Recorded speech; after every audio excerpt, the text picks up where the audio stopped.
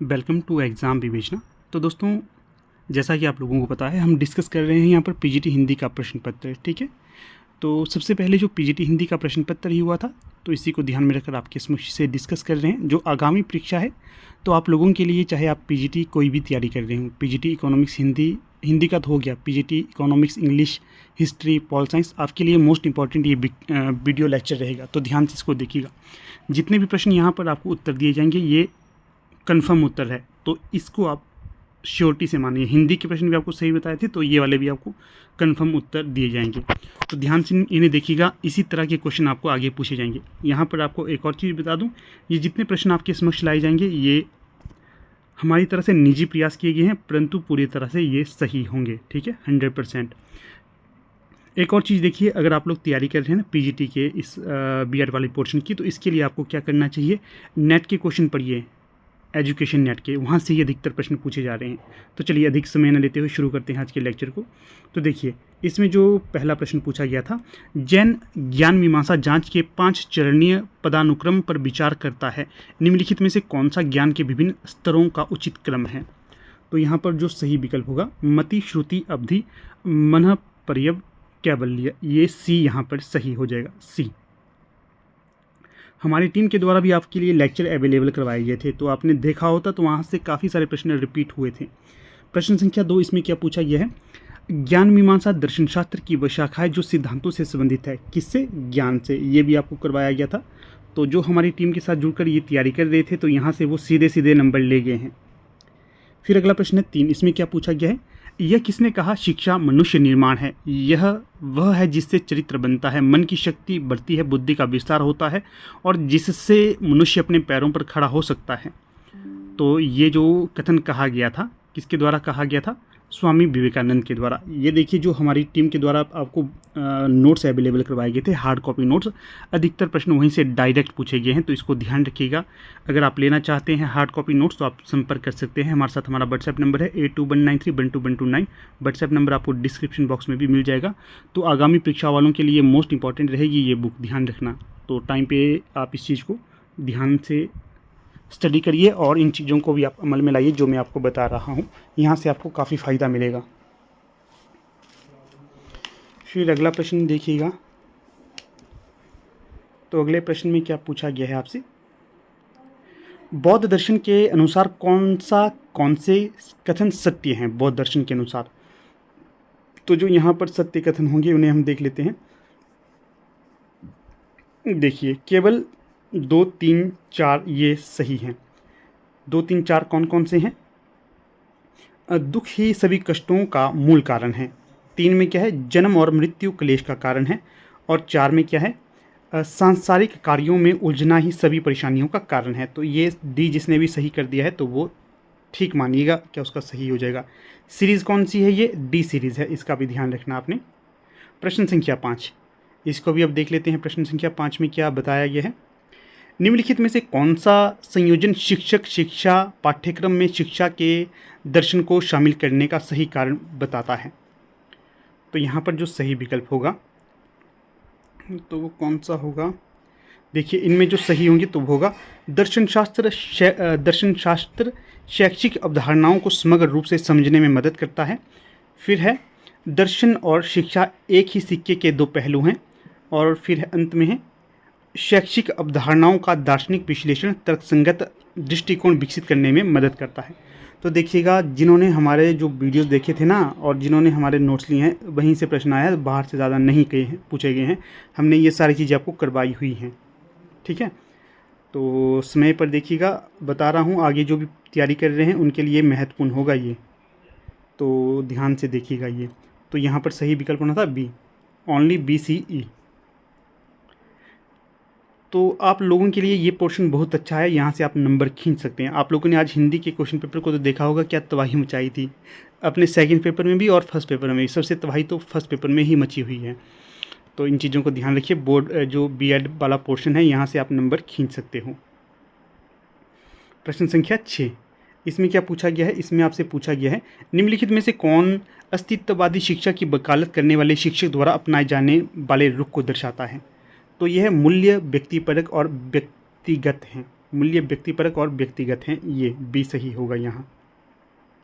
अगला जो प्रश्न है इसमें क्या पूछा गया है, गांधीवादी शिक्षा का अंतिम उद्देश्य है।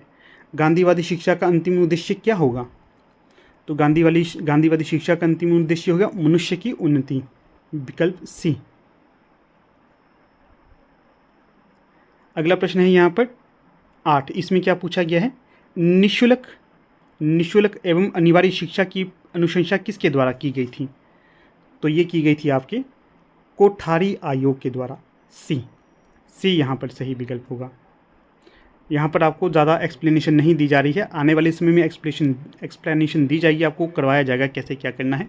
फिलहाल आपको यहाँ पर क्या करवा रहे हैं, हम करवा रहे हैं आंसर की, ताकि आप अपने उत्तर का मिलान कर सकें और अपने नंबरों को जांच कर सकें, आप कितने नंबर बन रहे हैं आपके। प्रश्न संख्या है 9, इसमें क्या पूछा गया है, तो इसमें पूछा गया है निम्नलिखित कारकों में से कौन सा संयोजन भारत में शिक्षा की प्रगति को धीमा कर देता है? तो जो धीमा कर देता है तो ये कौन कौन से कारक हैं? तो देखिए इसमें जो सही होगा ना तो वो हो जाएगा आपका, एक तो हो गया यहाँ पर क्षेत्रवाद, दूसरा क्या हो गया, स्कूलों में आईसीटी संसाधनों की कमी, तीसरा हो गया यहाँ पर,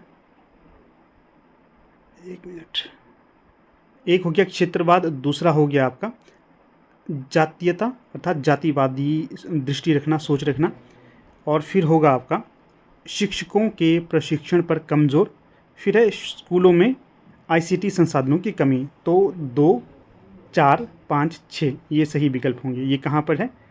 तो ये है आपके 2, 4, 5, 6, ये है आपके विकल्प डी में। अगला प्रश्न देखिए 10, इसमें क्या पूछा गया है, इसमें पूछा गया है आपसे निम्नलिखित में से कौन सा विकास का सिद्धांत नहीं है? तो जो विकास का सिद्धांत यहाँ पर नहीं होगा तो वो होगा आपका विशिष्ट से सामान्य प्रतिक्रिया की ओर आगे बढ़ने का सिद्धांत, सी यहाँ पर सही होगा। अगला प्रश्न है यहाँ पर 10, 11, इसमें क्या पूछा गया है, इसमें आपसे पूछा गया है आर्किमिडीज को अपनी समस्या का समाधान तब मिला जब वह अपने बाथटब में थे, यह सृजनात्मक प्रक्रिया के किस चरण के अंतर्गत आएगा? तो ये आएगा रोशनी, सी। हिंदी मीडियम में ही आपको करवा रहे हैं क्योंकि हमारा भी हिंदी मीडियम ही है। प्रश्न संख्या है 12, इसमें क्या पूछा गया है, प्रकार्यवाद के प्रेरणता थे। तो 12 का सही विकल्प जो हो जाएगा यहाँ पर विलियम जेम्स, बी। अगला प्रश्न देखिए 13, इसमें क्या पूछा गया है, 13 में इसमें पूछा गया है स्थिर शिक्षण के लिए सीखने के संचालक कंडीशनिंग सिद्धांत के अनुसार सबसे प्रभावी सुदृढ़ीकरण कार्यक्रम कौन सा है? तो यहाँ पर जो सी का सही विकल्प होगा तो वो हो जाएगा आपका परिवर्तनीय अनुपात सुदृढ़ीकरण, सी सही विकल्प यहाँ। अगला प्रश्न देखिए 14, इसमें आपसे पूछा गया है, क्या पूछा गया है इसमें, तो इसमें पूछा गया है हल के पुनर्बलन सिद्धांत में निम्नलिखित में से किसे हस्तक्षेपकर्ता चर के रूप में प्रतिपादित किया गया है? तो ये होगा सही विकल्प यहाँ पर उत्तेजक क्षमता, डी यहाँ पर सही विकल्प होगा, डी। अगला प्रश्न देखिए रोर्शा इंक ब्लॉट टेस्ट में शामिल है। तो सही विकल्प जो यहाँ पर हो जाएगा 15 का, तो वो हो जाएगा 5 काले और सफ़ेद और 5 बहुरंगी कार्ड, सी। अगला प्रश्न देखिए यहाँ पर, इसमें क्या पूछा गया है 16 में, तो इसमें पूछा गया निम्नलिखित में से कौन सा एक रक्षा तंत्र नहीं है? तो जो एक रक्षा तंत्र नहीं होगा तो वो होगा मुआवजा, सी। ये तीनों एसोसिएशन, प्रतिगमन, ऊर्ध्वपातन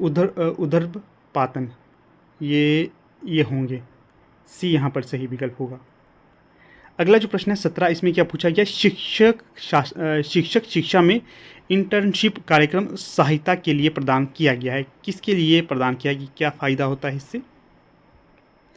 तो ये देखिए ये सही होगा प्रशिक्षण कार्यक्रम में छात्र शिक्षक के लिए, बी सही विकल्प होगा 17 का। फिर प्रश्न संख्या 18, इसमें क्या पूछा गया है, तो इसमें आपसे ये पूछा गया है भारत में स्कूली शिक्षकों के व्यावसायिक विकास के लिए निम्नलिखित में से कौन सी संस्था सीधे तौर पर जिम्मेवार है? तो यह है NCERT, विकल्प ए यहाँ पर सही होगा। अगला प्रश्न है 19। इसमें क्या पूछा गया है? सर्व शिक्षा अभियान ने निम्नलिखित में से किसे अपनाया? तो ये अपनाया शून्य अस्वीकृति नीति को, जीरो रिजेक्शन पॉलिसी।